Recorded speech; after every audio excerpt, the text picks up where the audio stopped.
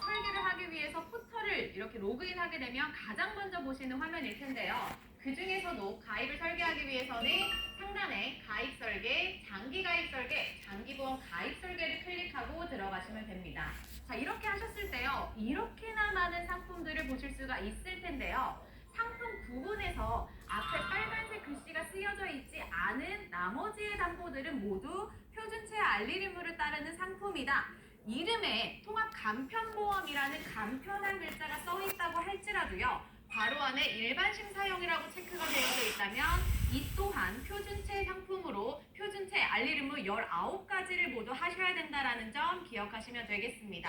우리가요. 각 상품을 들어가 보지 않아도요. 표준 알리림무가 어떤지 한눈에 쉽게 보실 수가 있는데요. 자, 우리가 가입 설계를 하기 위해서 거쳐야 되는 총 19가지 질문 제가 처음부터 하나씩 짚어드리도록 하겠습니다.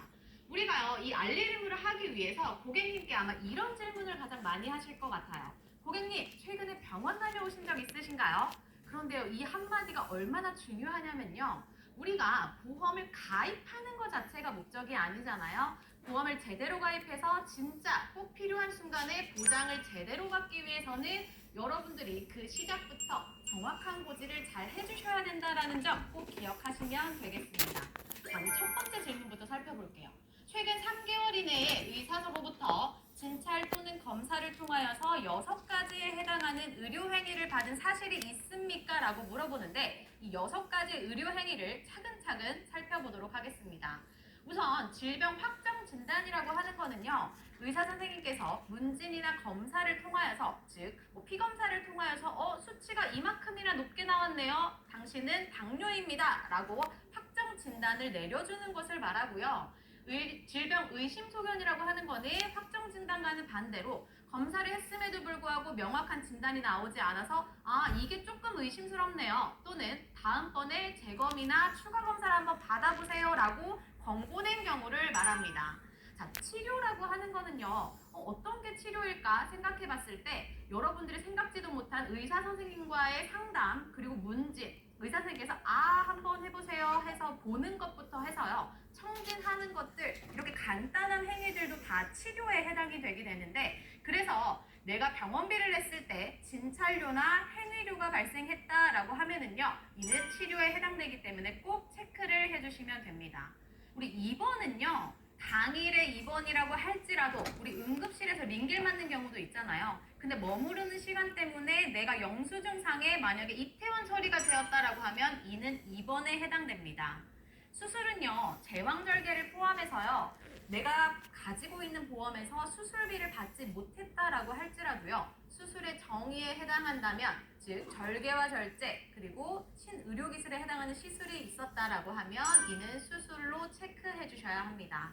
우리 고객님들이 가장 많이 헷갈려하는 부분 투약일 텐데요. 실제로 약을 구입하지 않았어도 약을 구입한 후에 먹지 않았다라고 할지라도요. 처방전을 받은 것만으로도 이는 투약에 해당됩니다. 자, 마지막 건강검진, 국가건강검진부터 개인적으로 하는 건강검진 등을 통해서 어떠한 의심소견이나 치료가 있었다라고 하면 이는 고지 대상입니다. 자, 다음 질문입니다. 최근 3개월 이내에 마약을 사용하거나 또는 혈압강화제부터 진통제까지 다양한 약물들을 상시 복용한 사실이 있습니까? 라고 물어보는데요. 이 기준을 살펴보면은요. 우리 마약 같은 경우는요. 상시 조건 상관없이 사용만 해도 무조건 고지를 해주셔야 된다. 그리고 상시 복용한 사실에 대해서 이 상시 복용의 기준은 따로 없으나 지속적으로 처방받고 내가 주기적으로 약을 투약하는 경우가 있다. 즉 감기로 1, 2회성으로 끝나는 게 아니라 주기적으로 반복적으로 처방받아서 약을 복용하시는 분들이 있다라고 하면은요. 고지하셔서 심사를 받아보는 게 정확합니다. 자, 다음 3번은요.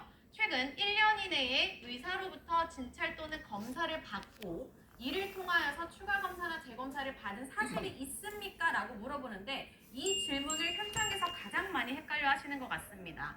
자, 우선 추가 검사가 뭔지 재검사가 뭔지 한번 살펴보면은요.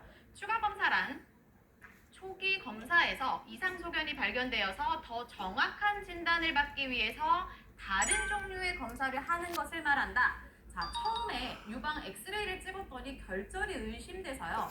초음파를 실시한다거나 아니면 심전도에서 심방세동의 등 박동수가 이상이 있어서 심장 CT나 홀터 검사를 한 경우 이와 같이 다른 종류의 검사를 한 것을 추가 검사라고 하고요.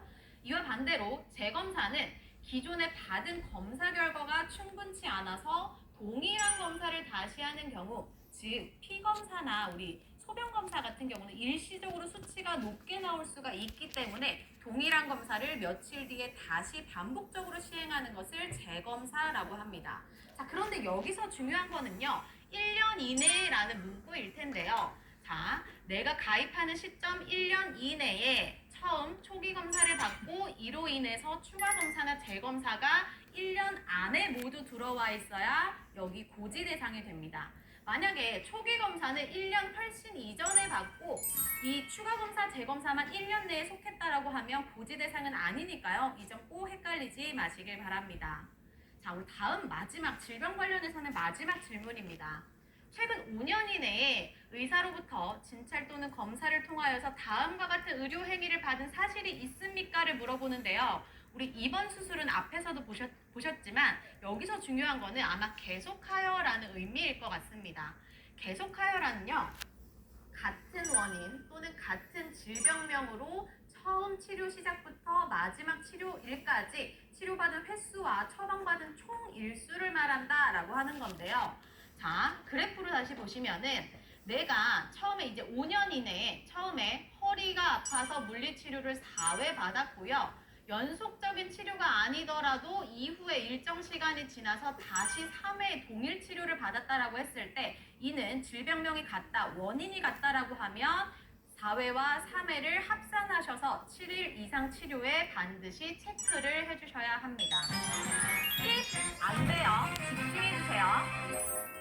자, 우리 지금까지는 질병에 대한 질문을 물어봤는데요. 이 다음부터는 직업이나 운전 여부에 대한 것을 알려드릴 건데 헷갈려 하시는 부분만 콕콕 짚어드리도록 하겠습니다.